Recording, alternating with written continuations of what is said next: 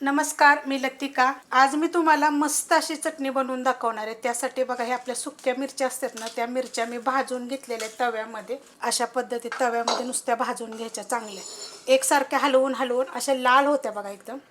ते एवढ्या भाजलेल्या आहेत। मी तेलाचा वापर जरा सुद्धा मी केलेला नाही, नुसत्या भाजून घेतलेल्या आहेत। ह्या तिखटवाल्या पण आहेत आणि थोड्याशा कलरवाल्या पण आहेत, त्याचे तुकडे करून मग भाजलेल्या आहेत मी।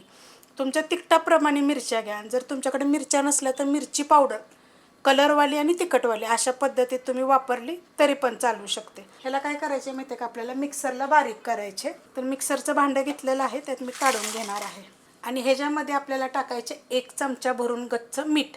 आता हे मी फिरवून घेते। अशा पद्धतीत बघा मी बारीक करून घेतलेलं आहे। ह्याच्यामध्ये थोडं थोडंसं असं बी पण राहतं, बी झाडून जरी घेतलं तरी पण चालू शकते, पण हे बघा असं बी राहतं त्याच्यामध्ये। आता हे काय करते का, वाडग्यामध्ये काढून घेते। वाडग्यामध्ये मी काढून घेतलेलं आहे। अशा पद्धतीमध्ये झालेलं आहे। दरदर पाहिजे आपल्याला, एकदम जास्त अशी पेस्ट पण पाहिजे। त्याच्यातलं बी बघा, हे आता बी तसंच आहे याच्यात। मिरची कशी वरून चांगली हलवून हलवून भाजायची, आतमध्ये तर मिरची लालच आपली राहते। तर अशा पद्धतीत मी भाजून घेतलेली आहे। ह्याच्यामध्ये आता बघा, ही चिंच मी काय केली होती, भिजत घातली होती गरम पाण्यामध्ये, त्याचा मी असं गर काढून घेतलेला आहे। अशा पद्धतीत हे बघा चिंचेचे तुकडे। आता हे आपल्याला ह्या चमच्याच्या मापानं 5 चमचे टाकायचे, तर हे 5 चमचे मी घेतलेले आहेत। आणि जे मीठ घेतलेलं आहे ना, हा 1 चमचा भरून घेतलं होतं बारीक करताना। हे पहिलं आपण मिक्स करू, त्याच्या अगोदर त्याच्यामध्ये काय करू, आपण गूळ घालूया। ह्या चमच्याच्या मापानं मी 3 चमचे गूळ घेतलेला आहे। मिक्स करूया। मिक्स करून घेतलेलं आहे। गूळ मी खिसून घेतला होता, थोडासा एखादा तुकडा जर राहिला असला तर त्याला असं चांगलं मिक्स करून घ्यायचं। आता ह्याच्यामध्ये 2 गड्डी लसूण घेतलेला आहे, म्हणजे एक 20 ते 25 पाकळ्या लसणाच्या। त्यांना काय केलेलं आहे, पहिलं कुटलं होतं आणि नंतर कापून घेतलेलं अशा पद्धतीमध्ये। थोडंसं दरदर करून जरी तुम्ही घेतलं मिक्सरला तरी पण चालू शकतं। 4 ते 5 चमचे मी तेल गरम करून घेतलेलं आहे आणि हे तेल आहे, हे शेंग तेल आहे।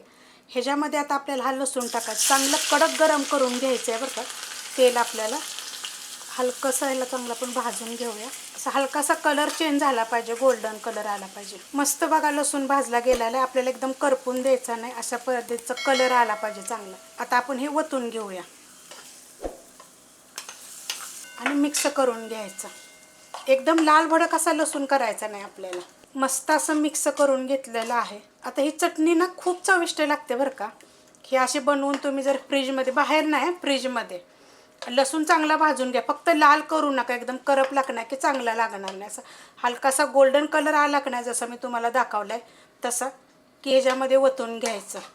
मस्त अशी चविष्ट लागते। आता हे तुम्ही ब्रेडवर खाऊ शकता, चपातीवर खाऊ शकता, कशावर पण खाऊ शकता। ही खूप चविष्ट अशी लागते बरं का। त्या गरमीच्या दिवसात जेवण जात नाही ना, तर तुम्ही अशा पद्धतीत एकदा चटणी करून बघा। रेसिपी कशी वाटली जरा मला कमेंट करून सांगा। रेसिपी आवडली तर लाईक करा, सबस्क्राईब करा, कमेंट करा आणि शेअर बी करा।